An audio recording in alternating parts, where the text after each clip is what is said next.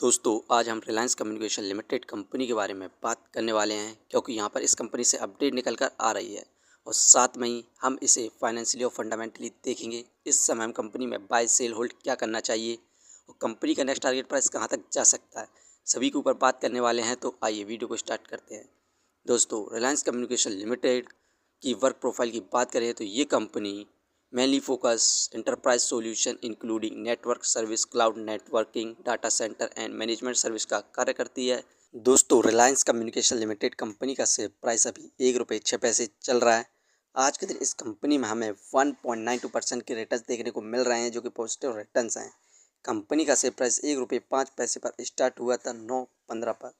वहीं पर एक महीने में इस कंपनी के द्वारा हमें शानदार रिटर्न्स देखने को मिले 20.45% के, क्योंकि 6 महीने से इस कंपनी में हमें गिरावट देखने को मिल रही थी। 6 महीने के अंदर इस कंपनी के शेयर में हमें 23.74% की गिरावट देखने को मिली। वहीं पर हाईएस्ट प्राइस ₹1.39 था। इस कंपनी का सपोर्टिंग रेसिस्टेंस 78 पैसे था। इस कंपनी ने अपने सपोर्टिंग रेसिस्टेंस को यहाँ पर टच किया, जिसके बाद इस कंपनी में तेज़ी देखने को मिल रही है। दोस्तों इस कंपनी में हमें सिर्फ शॉर्ट टर्म में अच्छे रिटर्न देखने को मिल सकते हैं, लेकिन लॉन्ग टर्म में हमें इस कंपनी में गिरावट देखने को मिलेगी। तो आप इस कंपनी में शॉर्ट टर्म के लिए इन्वेस्ट करने की सोच सकते हैं। दोस्तों इस कंपनी से जितनी भी अपडेट निकल कर आ रही हैं उन सभी को हम एक एक कर देखते हैं। यहाँ पर सेंट्रल ब्यूरो ऑफ इन्वेस्टिगेशन यानी CBI is proving bank loan fraud cumulatively worth 70,000 crore in the several cases registered against the Reliance Ambani Group according to a status report filed the Supreme Court in February। यहाँ पर CBI के द्वारा जो Reliance communication और उनकी company के द्वारा बैंकों के साथ फ्रॉड किया गया था 70,000 करोड़, जो कि 7 केस रजिस्टर हैं रिलायंस कम्युनिकेशन और रिलायंस अनिल अंबानी ग्रुप के ऊपर। यहाँ पर इसकी जो रिपोर्ट थी वो सुप्रीम कोर्ट में जमा कर दी गई है फरवरी के महीने में। तो हमें फ्यूचर में इस कंपनी में ज़बरदस्त गिरावट देखने को मिल सकती है, लेकिन अभी फ़िलहाल के लिए शॉर्ट टर्म में अच्छे खासे रिटर्न देखने को मिलने वाले हैं।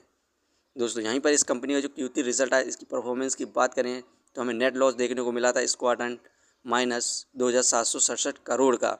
रेवेन्यू में ईयरली बेसिस पर हमें डिक्लाइन देखने को मिला 28.71% का। इस समय रेवेन्यू 72 करोड़ हुआ है। वहीं पर क्वार्टरली बेसिस पर हमें डाउनफॉल देखने को मिला रेवेन्यू में 24.21% का। इस कंपनी का जो Q3 रिजल्ट आया था उसने भी हमें निराश किया था, क्योंकि उसमें भी हमें यहाँ पर लॉस देखने को मिला था और रेवेन्यू में डिक्लाइन देखने को मिला था। यही कारण है कि कंपनी में हमें लगातार गिरावट देखने को मिलती है। इस कंपनी को आप फाइनेंशियली भी देख सकते क्वार्टरली बेसिस पर। तो दिसंबर में 2,779 करोड़ का लॉस हुआ, मार्च में इंक्रीज़ हुआ 2,502 करोड़ हुआ, जून में लॉस इंक्रीज़ हुआ 2,560 करोड़ हुआ, सितंबर में लॉस इंक्रीज़ हुआ 2,701 करोड़ हुआ, दिसंबर में लॉस इंक्रीज़ हुआ 2,767 करोड़ हुआ। यहाँ पर ये कंपनी क्वार्टरली बेसिस पर लॉस इंक्रीज़ होता जा रहा है और ये कंपनी बैंकरप्ट कंपनी भी है। तो हमें लॉन्ग टर्म में इस कंपनी में ज़बरदस्त गिरावट देखने को मिलने वाली है। फंडामेंटली बात करें तो मार्केट कैपिटलाइजेशन 249 करोड़, एक पेनी स्टॉक्स है, इस हिसाब से मार्केट कैप ठीक है। Depth of equity -0.49।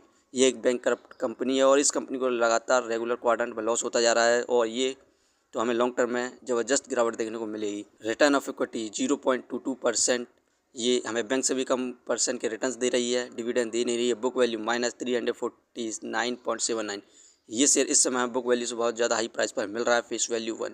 दोस्तों ये कंपनी फाइनेंशियली और फंडामेंटली बहुत ज़्यादा बेकार है और ये एक बैंकरप्ट कंपनी भी है। तो आप इस कंपनी में लॉन्ग टर्म के लिए बिल्कुल भी इन्वेस्टमेंट ना करें। यदि आप इस कंपनी में शॉर्ट टर्म के लिए इन्वेस्ट करते हैं तो आपका पता होना चाहिए आप किस लेवल पर बाय करें और किस लेवल पर सेल करें, जिससे आप बीच में अच्छे खासे रिटर्न प्राप्त कर सकें। जैसे कि अभी इस कंपनी में हमें लगातार अपर सर्किट देखने को मिल रहा है। ये वीडियो सिर्फ एजुकेशन पर्पज़ के लिए थी। यदि आप किसी भी कंपनी या स्टॉक्स पर इन्वेस्ट करते हैं तो एक बार अपने फाइनेंसर्स और एक्सपर्ट की सलाह जरूर लें। कभी भी लोन लेके इन्वेस्टमेंट ना करें, वरना आप भारी मुसीबत में पड़ सकते हैं। यदि कंपनी के बारे में जानकारी सही लगी हो तो अपने चैनल को सब्सक्राइब करें, जिसका नाम है स्टॉक एनालिसिस। धन्यवाद।